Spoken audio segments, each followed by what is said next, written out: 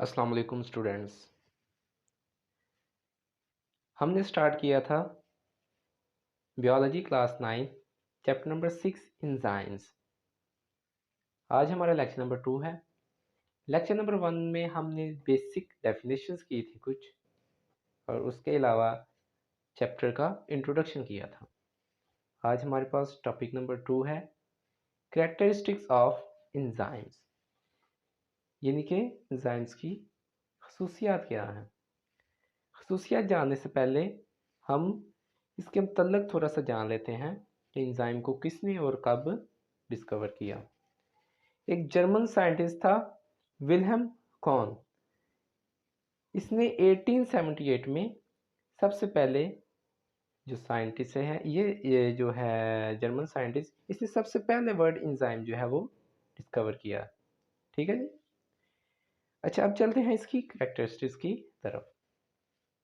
सबसे पहले enzymes are proteins. All enzymes are proteins. तमाम एंजाइम्स जो हैं वो प्रोटीन्स ही होते हैं अपनी नेचर में। ठीक है। अब कौन से प्रोटीन्स होते हैं? All enzymes are globular proteins. Globular क्या है? ग्लोब्यूल्स की फॉर्म में जो प्रोटीन्स होती हैं। कुछ प्रोटीन्स स्ट्रेट लाइक स्ट्रक्चर में भी होती हैं, लेकिन ये एंजाइम्स नहीं होती। एंजाइम्स क्या है? एंजाइम्स सिर्फ ग्लोबुलर प्रोटीन्स हैं, यानी कि ग्लोब्यूल्स की फॉर्म में होंगी, एक गुच्छे नुमा के तरह के होंगे एंजाइम्स। ठीक है, ये आपको क्लियर होगा। All enzymes are globular proteins. Proteins क्या हैं? Proteins are amino acids. Proteins क्या है जी? Proteins are building blocks of amino acid, यानी कि अमाइनो एसिड्स से मिलके जो है वो प्रोटीन्स बनते हैं, और प्रोटीन से मिलके जो है वो एंजाइम्स बनते हैं। ठीक हो गया। नेक्स्ट हमारे पास आ जाते हैं जी एंजाइम का क्या कैरेक्टरिस्टिक है। Next, increase the rate of reaction. Enzyme जो है वो एक रिएक्शन का जो रेट है उसको कैटालाइज करवाता है, स्पीड अप करवाता है, इंक्रीज करवाता है। ठीक है जी। Catalysed reactions are more faster than uncatalysed reactions. जैसे हम देखते हैं, ये देखिए एक ये रिएक्शन है, इसमें एंजाइम यूज हुआ है। एक ये रिएक्शन है, इसमें एंजाइम नहीं यूज हुआ। अब आप बताएं कौन सा रिएक्शन जो है वो फास्टर होगा और कौन सा स्लोअर होगा। मतलब कौन सा रिएक्शन है जो अपनी प्रोडक्ट में सबसे पहले कन्वर्ट होगा। जाहिर सी बात है इसमें एंजाइम यूज हो रहा है। एंजाइम का मकसद क्या है? स्पीड अप करवाना, कैटालाइज करवाना। तो जाहिर सी बात है एक तो रिएक्शन की अपनी स्पीड है, ऊपर से एंजाइम भी इसको स्पीड अप करवा रहा है, तो इसकी स्पीड डबल होगी। ठीक है, तो ये अनकैटालाइज रिएक्शन से फास्टर जो है वो प्रोडक्ट में कन्वर्ट हो जाएगा। जो एंजाइम है ये मिलियंस टाइम जो है ये रिएक्शन की स्पीड को कैटालाइज करवाता है। Clear. Next, enzyme not consumed by reaction. Enzymes are not consumed by the reactions that catalyse, यानी कि ऐसे रिएक्शंस जिनको एंजाइम कैटालाइज करवा रहा है उसमें एंजाइम कंज्यूम नहीं होगा। एंजाइम सिर्फ रिएक्शन को स्पीड अप करवाएगा, स्पीड अप करवाएगा और खुद उसमें यूटिलाइज नहीं होगा। खुद अपनी शेप या कोई भी अपनी जो है वो फॉर्म वगैरह चेंज नहीं करेगा, सिर्फ और सिर्फ रिएक्शन को स्पीड अप करवाएगा। जैसे हम ये देखते हैं, ये सबस्ट्रेट है, ये प्रोडक्ट है, तो सॉरी ये सबस्ट्रेट है, ये एंजाइम है। एंजाइम सबस्ट्रेट के साथ मिलके एंजाइम सबस्ट्रेट कम्प्लेक्स बनाएगा, फिर इसको जो है वो सबस्ट्रेट को प्रोडक्ट में कन्वर्ट कर देगा। एंजाइम वैसा का वैसा ही है। इसकी शेप देखें, इसकी शेप देखें, बिल्कुल सेम है। ये और ये बिल्कुल सेम शेप के हैं।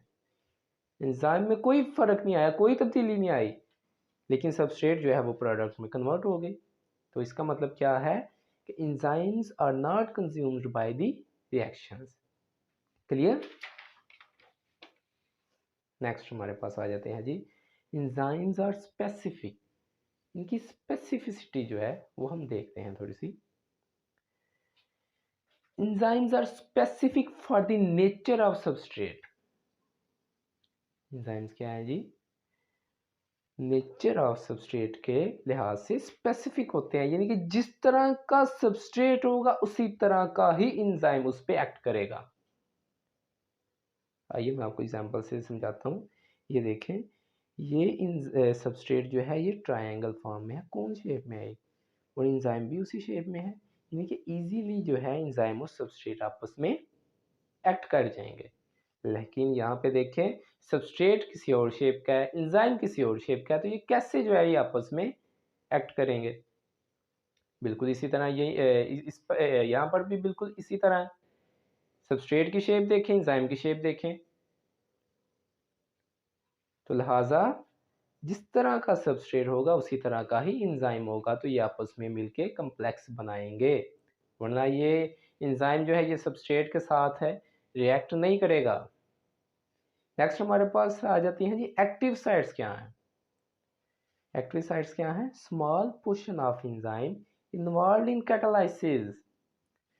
जैसे ये देखिए, ये एंजाइम है, ठीक है जी, ये सबस्ट्रेट है।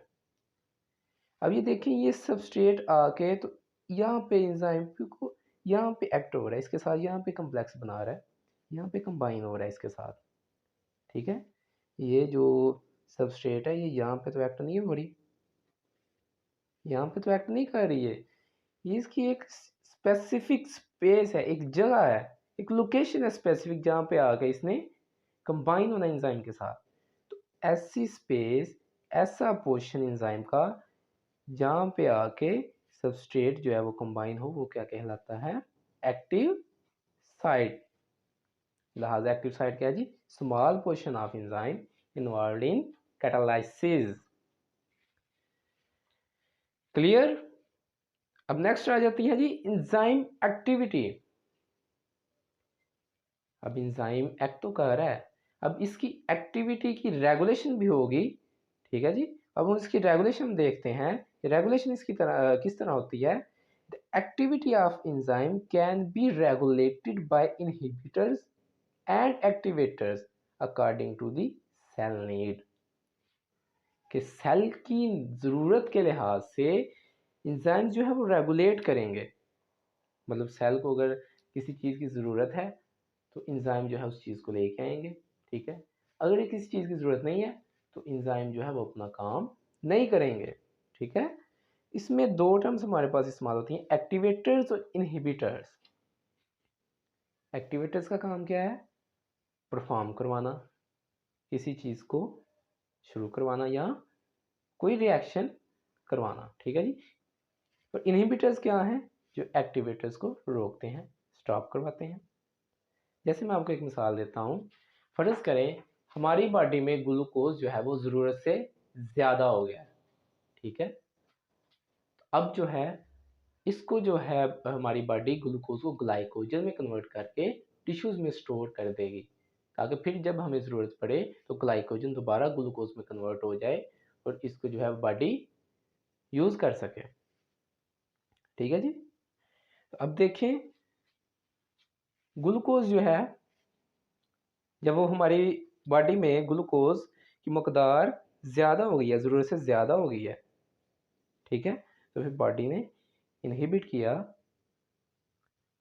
बॉडी ने जो है वो एक्टिवेटर्स जो है वो परफॉर्म करवाए कि इसको जो है ग्लूकोज को ग्लाइकोजन में कन्वर्ट कर दो। जब ग्लूकोज की तादाद कम होगी तो फिर इनहिबिट किया कि ग्लूकोज जो है उसको ग्लाइकोजन में कन्वर्ट ना किया जाए, ठीक है जी। नेक्स्ट हमारे पास आ जाते हैं कोफैक्टर्स क्या है। एंजाइम्स और कोफैक्टर्स क्या हैं। कोफैक्टर जो एंजाइम के में जो टर्म यूज हो रहे हैं कोफैक्टर, इसका मतलब हम देखते हैं, आपने सुना होगा को एजुकेशन, जहाँ पे गर्ल्स और बॉयज़ इकट्ठे पढ़ते हैं उसको क्या कहते हैं, को एजुकेशन, मतलब कि मिलकर या इकट्ठे जो होता है, को का लफ्ज़ क्या है, इसका मतलब क्या है, इकट्ठा या मिलकर। तो एंजाइम्स तो वर्क कर रहे हैं, ठीक है जी, लेकिन कुछ एंजाइम्स ऐसे होते हैं जो खुद अकेले वर्क परफॉर्म नहीं कर सकते। जैसे मैं आपको एक मिसाल देता हूँ, आपको अंधेरे से डर लगता है, आपको ज़रूरत पड़ गई किसी चीज़ की, अंधेरे में आपने शॉप पे जाना है कोई चीज़ लेने, तो आप अकेले तो नहीं ना जाएंगे, आप अपने साथ किसी को लेके जाएंगे। ठीक है, आप अकेले बाहर नहीं जाएंगे, आप अपने साथ किसी को लेके जाएंगे ताकि आपको किसी किस्म का कोई खौफ ना हो और आप अपना काम इजीली कर सकें। बिल्कुल उसी तरह कुछ एंजाइम्स ऐसे होते हैं जो अकेले काम नहीं कर सकते, उन्हें साथ किसी की ज़रूरत पड़ती है, और वो कौन क्या चीज़ है? Non protein part.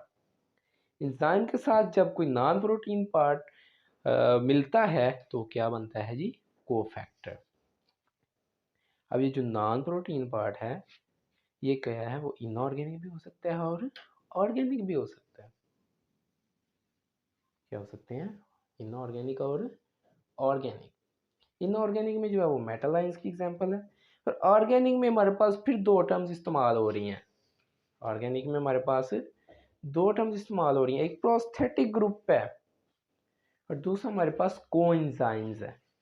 Prosthetic group क्या है? जब कोफैक्टर एंजाइम के साथ टाइटली बाउंड होता है, कोफैक्टर जब एंजाइम के साथ टाइटली बाउंड होता है तो वो हमारे पास कहलाता है प्रोस्थेटिक ग्रुप। जबकि जो कोएंजाइम्स है वो क्या है? Cofactors are loosely bound to enzyme.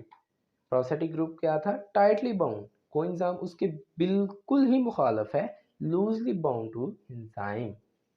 लेकिन कोएंजाइम का वर्क क्या है, इसका रोल क्या है? दे ट्रांसपोर्ट केमिकल ग्रुप्स। ये केमिकल ग्रुप्स को ट्रांसफर करवाते हैं एक एंजाइम से दूसरे एंजाइम्स की तरफ। इसकी मैं आपको एक एग्जांपल देता हूँ। हीमोग्लोबिन का नाम आपने सुना है? हमारे बॉडी में ये बहुत ही अहम रोल परफॉर्म करती है हीमोग्लोबिन। क्या रोल परफॉर्म करती है?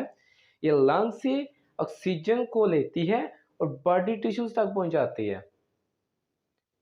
जो हम सांस इनहेल करते हैं, हीमोग्लोबिन उसमें से ऑक्सीजन को ब्लड के साथ मिलाकर तो उसको बॉडी टिश्यूज तक पहुंचाती है ताकि टिश्यूज की रिक्वायरमेंट मुकम्मल हो सके।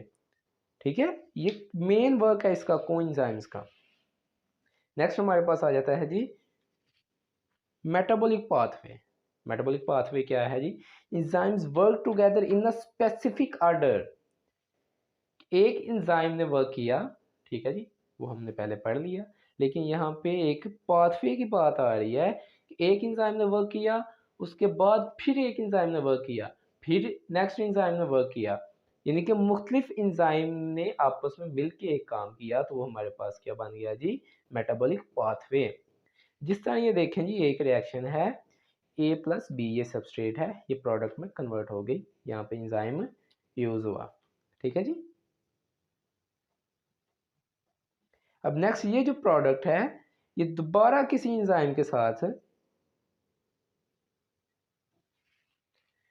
इस दोबारा किसी एंजाइम के साथ रिएक्ट होगी तो फिर एक प्रोडक्ट में कन्वर्ट होगी। नेक्स्ट फिर ये जो प्रोडक्ट है ये नेक्स्ट फिर किसी एंजाइम के साथ, और नेक्स्ट इसी तरह ये जो है ये साइकिल चलता जाएगा।